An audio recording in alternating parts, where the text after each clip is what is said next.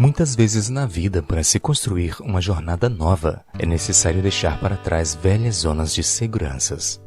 Em Gênesis capítulo 12, um novo personagem surge no cenário recebendo um convite muito desafiador. Logo nos versos iniciais do capítulo, encontramos o relato.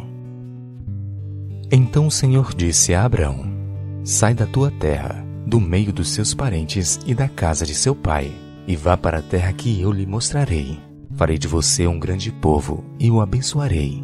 Tornarei famoso o seu nome e você será uma bênção.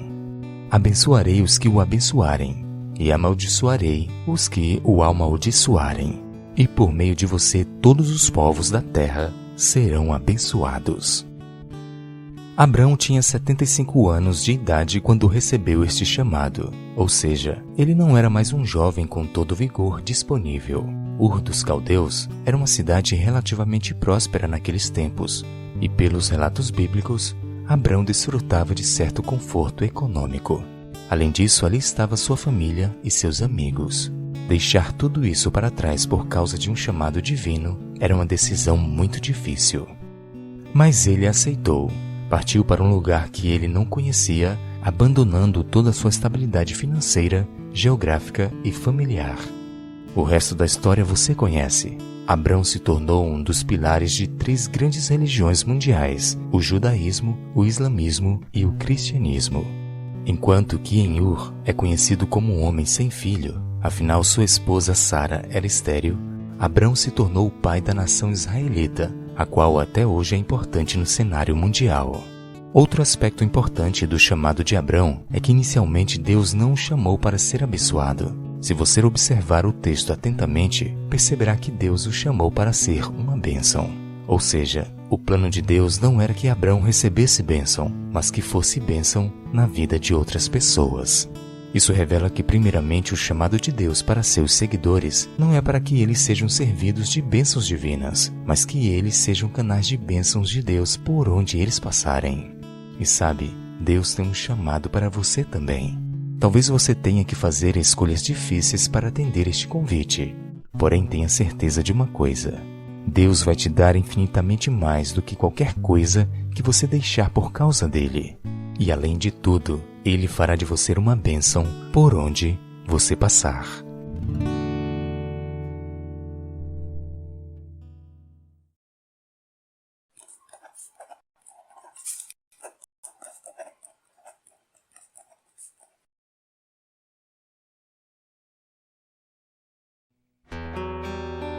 Localizado em Dubai, o Burj Khalifa é o maior prédio do mundo, inaugurado em 4 de janeiro de 2010, após 6 anos de construção.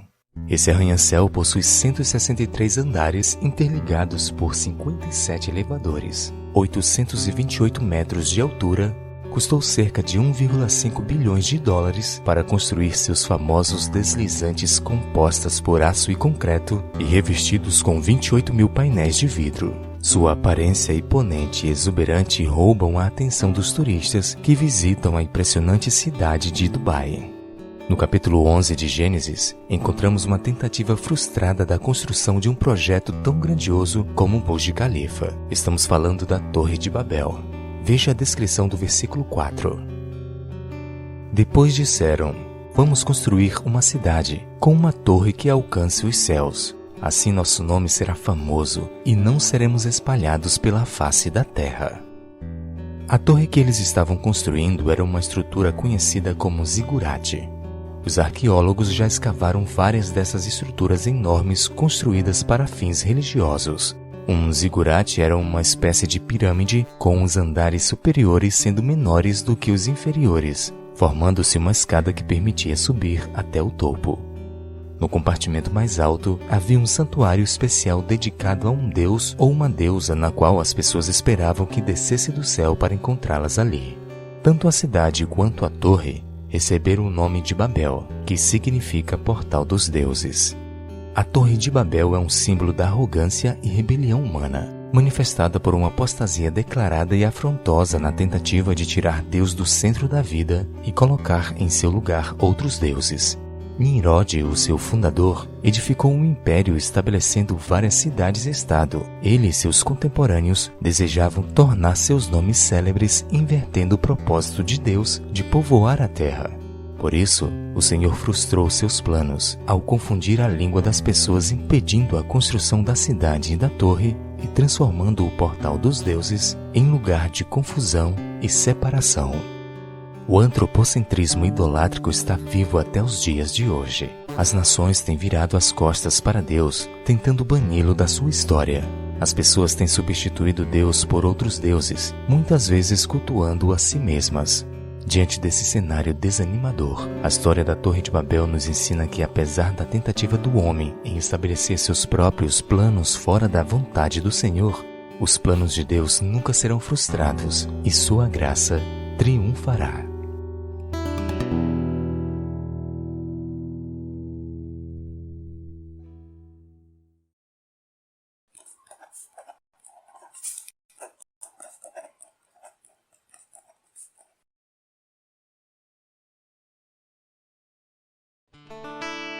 O dilúvio foi uma catástrofe universal que aniquilou quase todos os seres vivos e provocou transformações irreversíveis sobre todo o nosso planeta.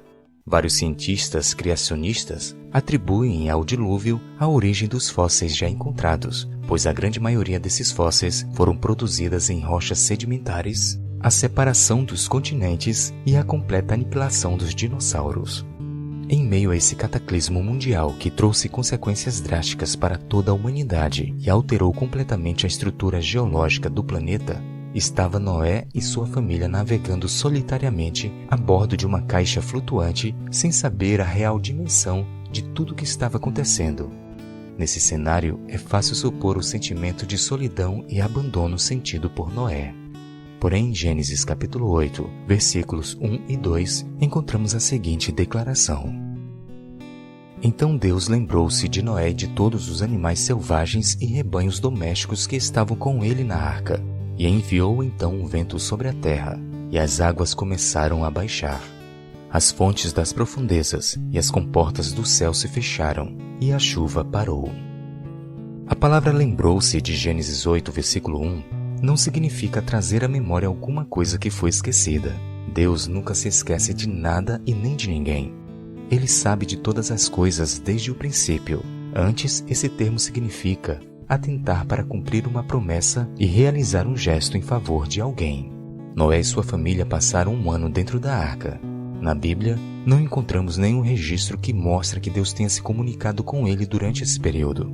Por isso, provavelmente, em algum momento, alguém da família sentiu-se temeroso ou talvez pensou que Deus não se importasse mais com eles. Porém, o fato de Deus ter lembrado de Noé e sua família nos mostra que ele estava pronto para cumprir sua promessa. Deus jamais se esquece do seu povo e nem os abandona. Ele prometeu estar conosco todos os dias e cumprirá essa promessa. A Bíblia nos diz que a sua essência é o amor. Onde há amor, também há fidelidade. Deus sempre estará disponível a nós, pois Ele é fiel. Talvez você esteja passando por uma tempestade. As intempéries da vida podem estar tão fortes que você esteja se sentindo solitário, desamparado e desesperado. A experiência vivida por Noé nos ensina a não desanimar e a confiar sempre em Deus. Ele é fiel e imutável. Não importa os nossos sentimentos, nunca devemos nos esquecer de que podemos depender de Deus em toda e qualquer circunstância.